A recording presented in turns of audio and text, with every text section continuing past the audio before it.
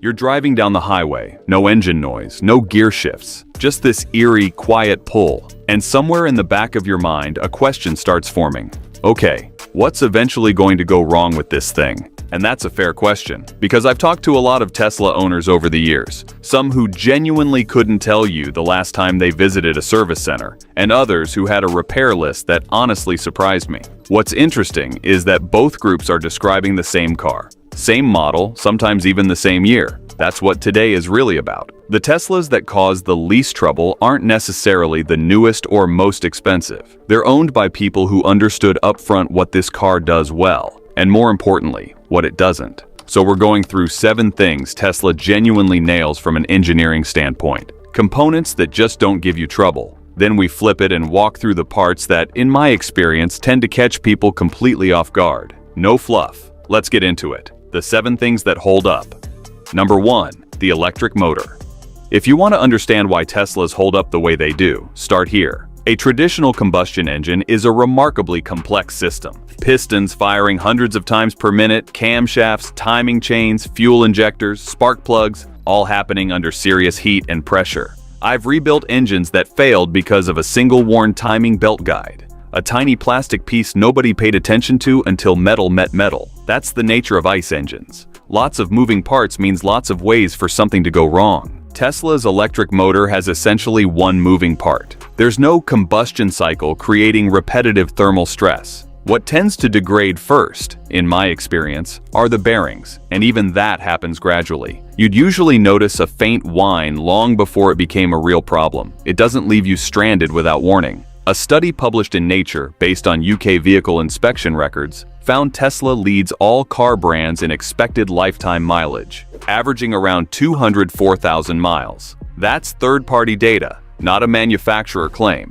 Spend time in Tesla owner communities, and you'll regularly find people running 250,000 to 300,000 miles on an original motor without a rebuild. Tesla also backs the drive system with up to 8 years or 150,000 miles of warranty, which tells you something about their confidence in this component. Something else worth understanding is the difference in operating stress. A gas engine runs at high RPM constantly, even at idle. It's always fighting friction, always generating heat. Tesla's motor spins in proportion to what you actually need, and during regenerative braking, it's doing productive work rather than just sitting there turning over. That fundamentally different operating profile is a big part of why these motors accumulate mileage the way they do without the same kind of wear you'd see on a comparable ICE power plant.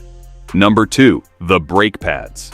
This one catches people off guard more than almost anything else. Usually, when someone brings in a high-mileage vehicle, gas or diesel, brake pads are one of the first things we check. On a conventional car, you're looking at replacements somewhere between 30,000 and 50,000 miles. I've had customers come in at 40,000 miles with pads already worn to the indicator. Tesla owners sometimes say, "I think never," when I ask about their last brake service. And when we check, the pads are sitting at 60 or 70% on a car with 90,000 miles on it. That's genuinely unusual. The reason is regenerative braking. When a Tesla decelerates, the electric motor runs in reverse, acting as a generator, converting kinetic energy back into battery charge. The friction brakes barely get touched during normal driving. That can extend brake life by roughly 50% compared to a conventional vehicle. Worth knowing though, because the pads are used so infrequently, they can develop surface corrosion, especially in wet or salty climates. Tesla has a brake disc wiping function built into the software that periodically applies an imperceptible amount of braking force just to keep rust from building on the rotors. That's a proactive engineering detail you genuinely don't see on most other vehicles. Number 3, the transmission. That doesn't exist. In most shops, transmission work is consistent, reliable business. Fluid services, solenoid replacements, full rebuilds. These components wear and eventually need attention. I've seen transmissions give out on vehicles with fewer than 80,000 miles because of a missed fluid change or a calibration issue that nobody caught in time. Tesla has no traditional transmission. The electric motor delivers full torque from a standstill, at any speed, without shifting through a gear range. No fluid to break down, no clutch packs to wear, no torque converter to overheat. What this means practically is that an entire category of repair, typically $3,000 to $7,000 or more, simply doesn't exist in the Tesla ownership experience. The instant seamless acceleration owners love isn't just a performance feature, it's a byproduct of the same engineering simplicity that makes the drivetrain so durable. The reliability and the performance come from the same design decision. Number 4. The inverter and power electronics. This one doesn't come up in casual conversation much, but it belongs on any serious list of Tesla's engineering strengths. The inverter converts DC power from the battery pack into the AC power that drives the electric motor. Without a functioning inverter, the car doesn't move. It's also a component that, in lesser implementations, runs hot and fails relatively quickly. Consumer-grade inverters in laptops and chargers are a good example of that. Tesla's inverter is a different situation. It's part of a carefully engineered thermal system, operates within controlled temperature ranges, and is built to automotive-grade durability standards, not consumer-grade. The early Model S had some inverter-related fault codes under heavy load or in extreme heat, which Tesla worked through with hardware revisions and software updates. On later generation models, the power electronics have been considerably more robust. In my experience on a well-maintained later model Tesla, the inverter is genuinely one of the last things I'd expect to cause trouble. The thermal management surrounding it is well thought out, and real-world high-mileage data backs that up consistently. One thing that does occasionally come up, and it's worth knowing, is that inverter fault codes can appear during extreme fast charging sessions, or when the battery thermal system isn't functioning optimally. In those cases, the car will usually throttle power delivery and throw a warning before any hardware damage occurs. It's a protective response, not a failure. The system is designed to protect itself, which is part of why catastrophic inverter failures are relatively rare compared to, say, a gas engine that just runs until something breaks. Number 5. The electric drive unit, gear reduction system. Most people know Tesla doesn't have a multi-speed transmission. What fewer people realize is that there is a gear reduction unit inside the drive unit, a fixed, single-speed gearbox that steps down the motor's high rotational speed to something the wheels can actually use. In a conventional automatic transmission, you've got multiple planetary gear sets, clutch packs engaging and disengaging with every shift, and hydraulic circuits under pressure, any of which can introduce wear. Tesla's single-speed reduction unit has one gear set, no clutches, no hydraulic actuation, just a fixed mechanical ratio in a sealed housing with synthetic gear oil that doesn't require scheduled changes. I've seen these units disassembled on high-mileage cars, and the gear wear is minimal compared to what you'd find in a multi-speed automatic at the same mileage. The early Model S had a bearing and lubrication issue that caused a noticeable whine. Tesla addressed that with design revisions in later production. The Model 3 and Model Y versions have been notably quiet and reliable from the start, and that track record has held up well over time. Number 6. The structural battery pack. People often come to me worried about the battery, and I understand why. If the pack fails outside warranty, the cost can be significant. In practice, though, the pack holds up far better than most people expect. Tesla's battery management system monitors each cell group individually, balancing charge and discharge in real time. If a section degrades faster than the rest, the BMS compensates. You don't get a sudden cliff-edge failure. You get a gradual, measurable decline in range over time. And for most owners, that decline is slower than they anticipated. Real-world data consistently shows most Tesla packs retaining well over 80% of original capacity, even after 150,000 to 200,000 miles. Charging habits play a meaningful role. Frequent DC fast charging and regularly charging to 100% do accelerate degradation. But owners who follow Tesla's recommended charging guidelines tend to find the battery is a long-term asset, not a ticking clock. Number 7. Over-the-air software updates.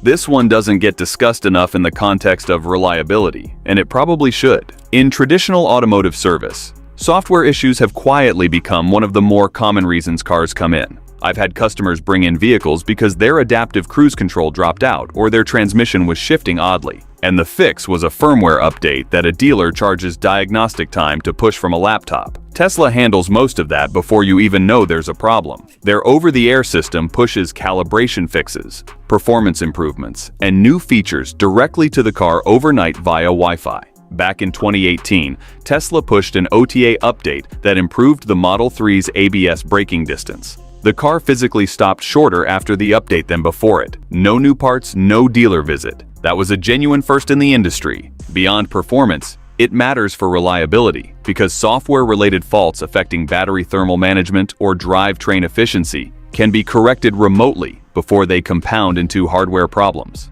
That layer of proactive maintenance simply doesn't exist in any gas vehicle. There's also a less discussed benefit here around charging behavior. Tesla has pushed OTA updates that adjusted how the battery charges at high states of charge, essentially pulling back the charge curve in ways that reduce long-term cell stress. For owners who habitually charge to 100%, those updates were quietly extending battery lifespan in the background without the owner ever changing their routine. That's a genuinely different ownership dynamic than anything you'd experience with a conventional vehicle, where Teslas actually give you trouble. Failure 1. The 12-volt auxiliary battery. I've seen this one strand people more than anything else, and it still catches owners off guard every time. Tesla's high-voltage main pack gets all the attention, but underneath all that sophisticated technology is a small conventional 12-volt battery, the same basic chemistry as a gas car, that powers the door locks, touchscreen, and critically, the electronics needed to wake up the main pack. When it dies, the car is completely dead. Doors won't unlock, nothing powers on. What makes this particularly frustrating is how quietly it can fail. I've had customers tell me the car sat in a parking lot for a few hours and wouldn't respond when they came back. No dashboard warning beforehand. The 12-volt just dropped out. Because you can't get in normally, you're often waiting on a mobile service truck for what should be a simple repair. Tesla has moved toward lithium-ion 12V batteries in newer models, which hold charge more efficiently and last considerably longer, but a large number of older Teslas still carry lead-acid units with a lifespan of roughly 3 to 4 years. If you're buying used and don't know when it was last replaced, that's the first thing I'd sort out. Cheap fix done proactively. A very different experience done in a parking lot. Failure 2. The motorized door handles, older Model S. In my experience, this is the failure that generates the most disbelief from customers who haven't encountered it before. The retractable handles on earlier Model S vehicles were a signature feature, extending automatically as you approached, retracting flush when locked. The problem is the mechanism behind it, a small electric motor driving a series of plastic gears. Over time, those components wear, and in cold climates, the mechanism can ice up or resist movement in freezing temperatures. The failure mode varies. Sometimes the handle sticks extended, inconvenient, but you can still get in. Other times it fails retracted, and the owner is standing outside pressing the key fob wondering what happened. Tesla moved to a simpler push-button approach on the Model 3 and Model Y, which has held up considerably better. If you're looking at a used pre-2016 Model S, push each handle, check it presents and retracts without hesitation, and listen for any grinding. Takes 30 seconds and can save you a service visit. Failure 3. Suspension components. Usually what happens is a customer comes in with a clunking sound over bumps, or notices the car sitting slightly lower on one corner. On a higher mileage Tesla, that's often the suspension. The front lower control arms on the Model 3 and Model Y come up regularly. The bushings wear faster than owners expect, particularly on cars that see rough roads or frequent pothole impacts. I've seen these show wear in the 60,000 to 80,000 mile range on hard-driven vehicles, earlier than most people budget for. The air suspension on the Model S and Model X is a separate issue. When it works, it's a genuinely comfortable system. But the airbags can develop slow leaks, and when they do, the compressor runs more frequently to compensate, which accelerates its own wear. Caught early, it's a manageable fix. Left alone, it becomes a more expensive repair. The silver lining is that most Tesla suspension work can be handled by a competent, independent shop without proprietary tools. Failure 4. Window regulators. Customers usually assume window issues are minor, and from a safety standpoint, they mostly are. But a window that won't close fully is a real problem when it's raining, or when the car needs to be left unattended. Window regulator failures have come up consistently across Model 3, Model Y, and older Model S owners. The regulator is the cable and track assembly inside the door that moves the glass up and down. When it starts to go, you'll see the window moving sluggishly or stopping midway. And in worse cases, the cable snaps and the glass drops into the door panel. I've pulled door panels where the glass was just sitting loose at the bottom of the cavity. The door panel removal on Model 3 in particular requires care. The trim tolerances are tight, and the clips are unforgiving if you rush. It's not a difficult job, but it's one where experience with that specific setup makes a real difference in how cleanly it comes apart. Failure 5. Early Model S touchscreen memory chip. This is a specific issue tied to a defined production window. Model S vehicles built roughly before 2018, and if you're shopping used in that range, you need to know about it. The original 17-inch touchscreen ran on an eMMC memory chip, the same flash memory format used in smartphones. These chips have a finite write cycle limit, and Tesla's background data logging was continuously writing to it. Over time, usually between 80,000 and 150,000 miles depending on usage, the chip would saturate and fail. Owners would see the screen freeze, go black, or restart in a loop. On a Model S, that's not a cosmetic problem. The screen controls climate, navigation, charging settings, and multiple driving functions. Tesla acknowledged the issue through a service bulletin and offered replacements, but a number of cars changed hands privately before owners acted on it. If you're considering a pre-2018 Model S, ask directly whether the MCU, the media control unit, has been replaced. A seller who's maintained the car properly will know the answer immediately. Failure 6. Panel gaps and paint quality. This doesn't involve a mechanical failure, but it's one of the most consistent sources of dissatisfaction I've heard from Tesla owners, especially those coming from German luxury brands. Panel gap inconsistency has shown up across multiple production runs, most noticeably when Tesla was scaling output rapidly at Fremont. I've walked around brand new deliveries where the hood gap was wider on one side than the other, or the trunk lid sat visibly off-center. Not structural issues, but at this price point, buyers have a reasonable expectation of fit and finish that isn't always met on first delivery. Paint thickness is a separate but related issue. Tesla's factory paint tends to run thinner than what you'd find on a comparable BMW or Mercedes, making it more susceptible to stone chips. Owners who apply paint protection film immediately after delivery have far fewer complaints. My standard advice to anyone taking delivery of a new Tesla: inspect every panel gap and proper lighting before you sign off, because it's a much harder conversation once the car leaves the lot. Failure 7. The coolant pump system.